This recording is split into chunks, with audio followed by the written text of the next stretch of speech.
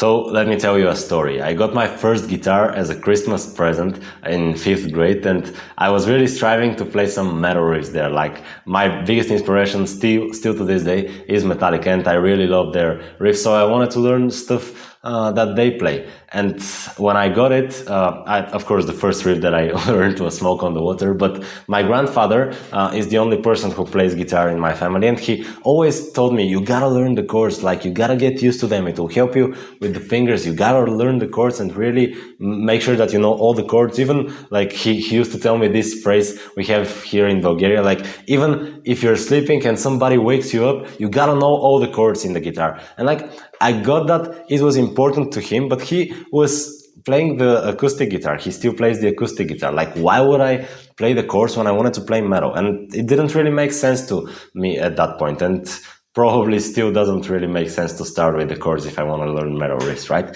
Now, I didn't really listen to him, of course, and 2-3 years after that, I actually started practicing a little bit more theory when I was practicing guitar, like not only focusing on technique. So I learned the C major chord, the G major chord. I also learned about bar chords, and it was nice.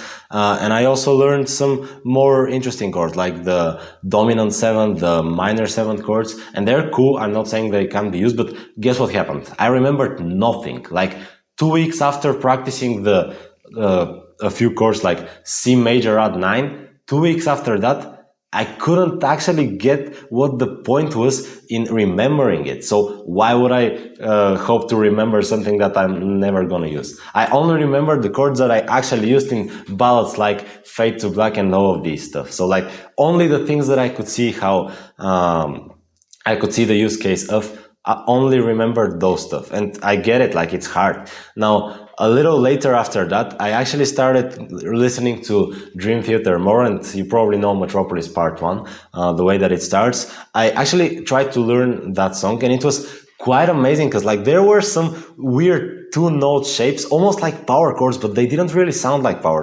chords. They weren't actual power chords, right? But two string shapes and 2 notes that actually made a very interesting sound. And it was cool because they made the cool sound with distortion, like not only with an acoustic guitar, right? Now, turns out these were actually chords, and they were a really important part for my rhythm playing, because like, I started using them for everything that I write with the band, even for myself when I want to improvise over my own backing track, and I try to challenge myself with that. So turns out they were chords, and turns out we actually can use chords in metal and make them sound good, right?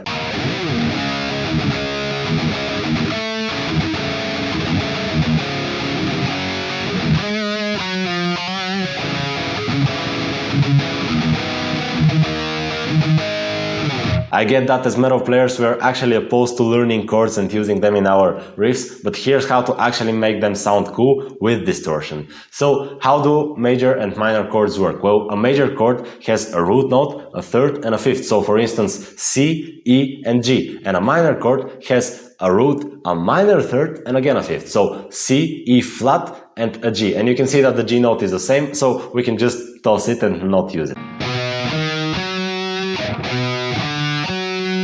And if you don't quite get what I'm talking about here, like a root note, a minor third, a perfect fifth, well, you really need to make sure that you know the intervals, and I'm not gonna explain them in full detail here, but basically it's just the number of frets, like the distance between the notes. So for a major chord, you have a C, E, and G, so like the difference is like the distance from C to E is like C, D, E. The distance from the minor chord interval, which is a minor third, is from C to E flat, so C, D, E flat, so like 1 fret lower. The first is 4 frets, the second is just 3 frets. So really make sure that you know how many frets in each interval corresponds to and what its role in a chord is. But then when you're used to that and when you know that, we can go back into playing chords in our metal riffs. So tossing the G note in our case, and we can continue with just playing major or minor chords just with 2 notes on 2 strings, almost like power chords.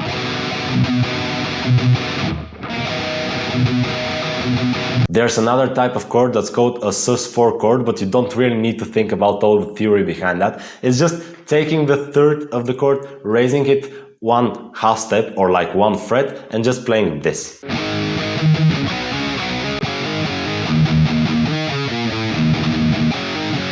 so playing the same fret on 2 consecutive strings, just barring with some finger that you're most comfortable with. And you can see that it's pretty similar, actually quite the same as what Metallica did quite a lot in Kill 'Em All. And you can see that actually chords have been used in metal not only by Dream Theater, but by many different bands. For instance, in glam metal, they use quite a lot of different chords, and I get it that you're probably not that big of a fan, or at least the chance that you're a big fan of glam metal is not that high. So I like some glam, but I've been listening to Black Dahlia Murder quite a lot, and they actually have some very interesting stuff, very interesting approaches by Brandon Ellis that he took from glam metal and he plays in a melodic death metal band. So I think we can learn quite a few things from him, and just using chords in general. Now you may be asking, Theo, why do we need to analyze stuff so much? Like, yeah, you learned Metropolis, there were some interesting shapes, but why should we go into learning all of this stuff? Well, yeah, absolutely, we can just play the thing and we can just learn the technique required to play that, but sometimes learning the theory and the concept behind it is quite helpful, because imagine right now we just play the thing. Cool, we can play the whole Metropolis song or whatever, we can just play our favorite riffs, but wouldn't it be cool when you start shredding and when you want to start learning lead guitar more and understand how to improvise over chords, or how to play rememberable leads over the chords of the backing track? Wouldn't it be cool that you already know how the chords work, instead of having to go all the way back to learning the whole Metropolis song or the whole chord theory behind the backing track that you're playing over, having to learn all of that all over again? Wouldn't it be just better to already know it, right? It will save you quite a lot of time. And it's actually quite fun to understand how it works, so that you can use it in your own playing, even if you're not thinking about leads yet, even if you're just thinking about rhythm guitar. Now, the last type of chord, or the last shape that I want to speak about, is playing, for instance, 7 on the A string and 10 on the D string. Like, this almost looks like a power chord, but just raising the higher note 1 fret higher. So 7 and 10. Okay, now the 10th fret here on the D string is a C note. So it's the same as the 8th fret here on the 6th string, right? We're wondering what type of chord that is. So we're just gonna rearrange the notes a little bit, and you're actually gonna understand quite easily what chord that is. So the 10th fret here on the D string is the same as the 8th fret here on the 6th string. Cool. So instead of playing 7 and 10, we can play 8 and 7. So starting from the 6th string, playing 8 and 8th fret, and then on the 5th string, we're going to play the 7th fret. So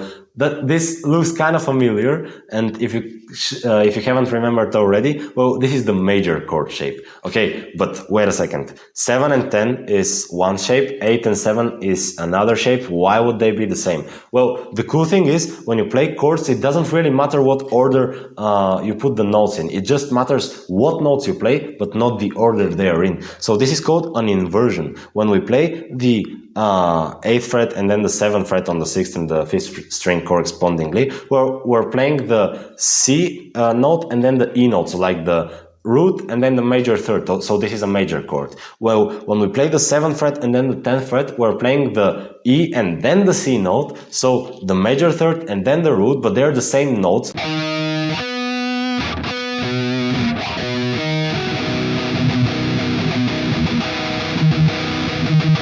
So you can't really, your ear can't really tell what, like, it doesn't matter for your ear if the root is in the lowest position or if it's in the highest note that you hear. So this is called an inversion. You invert the order of the notes that you play, so that you just play the same chord again, but you have a new position or a new shape that you can use. So you can also experiment with that when you're already good at the stuff that we already talked about. So the cool thing is, most guitar players, most metal guitar players are quite averse to using chords in their riffs, but here's where you can beat them. When you learn all of the stuff that we talked about here, you have a quite good repertoire of things to use in your metal riffs, and also in solos if you're a vector.